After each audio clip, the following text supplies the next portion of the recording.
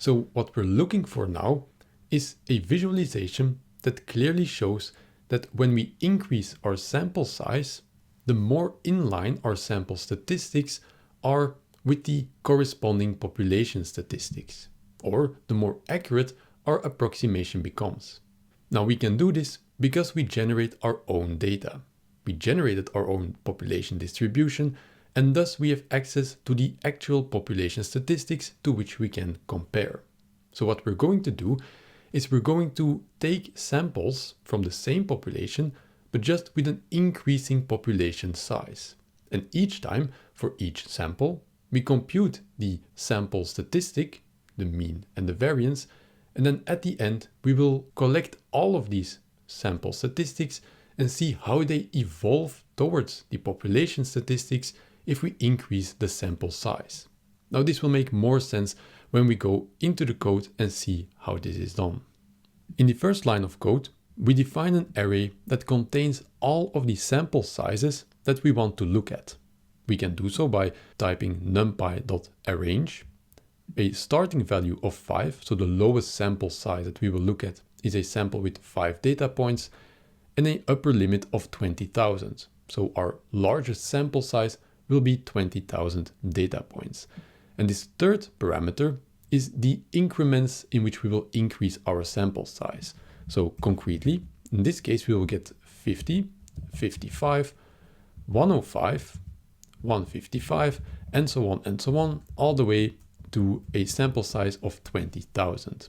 So these are all of the sample sizes that we will look at.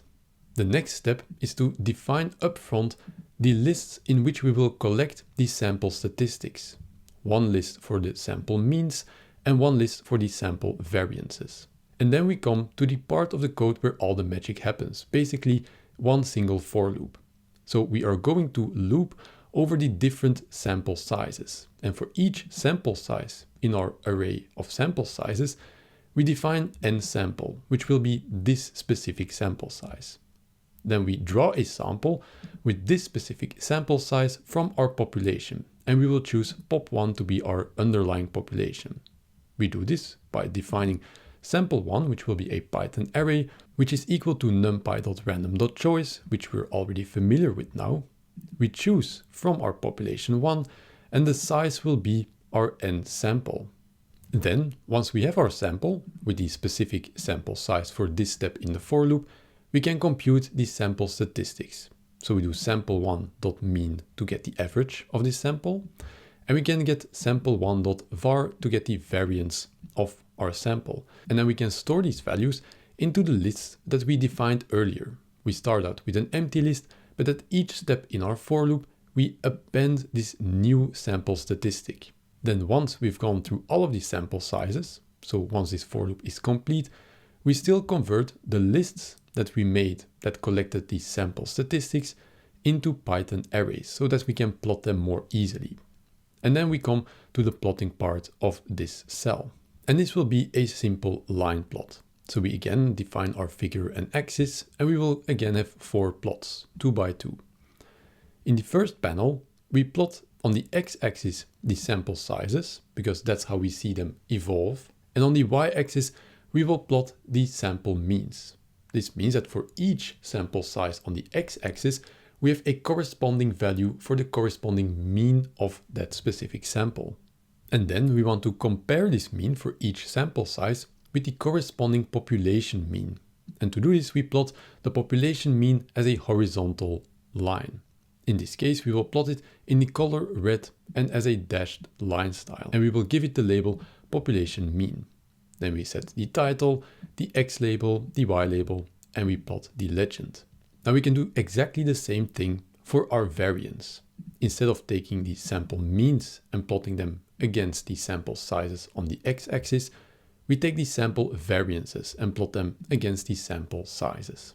So this is exactly identical. Now what we can also do is, instead of looking at the actual values of the sample means and the population means, we can look at the difference between, on the one hand, the population mean, and on the other hand, the sample mean. And we expect that if we increase the sample size, this difference will go to 0.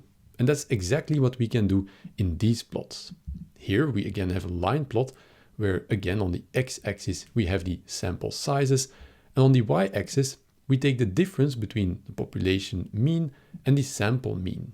However, because the sample mean sometimes is above the population mean and sometimes it's below, it fluctuates between these two, we can take the average so that we might get this nice smooth curve going to 0. And we can do the exact same thing for the variance. We compute the difference between the population variance and the sample variances. We take the absolute values and we compare them with the sample sizes on the x-axis. Now, if we run this cell, we get the following plots. On the x-axis, we see the sample sizes going from a little bit above 0, so 5 was our smallest sample size, all the way to 20,000, each time in increments of 50. Now we see that the dashed red line will be the population statistic. For the mean, it will be 1, and for the variance, it will be 0.25. Now, what we can observe from these graphs is very interesting, and it shows the beauty of simulation. We see that for low sample sizes, on the left-hand side of these graphs, that there is a lot of fluctuation around this population statistic. Sometimes it's above the population statistic, and sometimes it's below. And for smaller sample sizes, these fluctuations are very large, meaning that the approximation might be very off from our actual population statistic. And we see indeed that if we increase the sample size, for instance in our mean, that these fluctuations, they dampen down. And if we keep on increasing them, the values of our sample statistics will more likely approximate and converge towards the population statistic.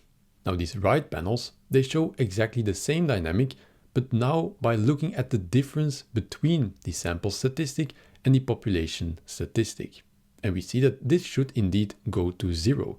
And indeed also here is the case that for smaller sample sizes, we have larger fluctuations, and for large sample sizes, these fluctuations tend to go to 0 and we approach our population value.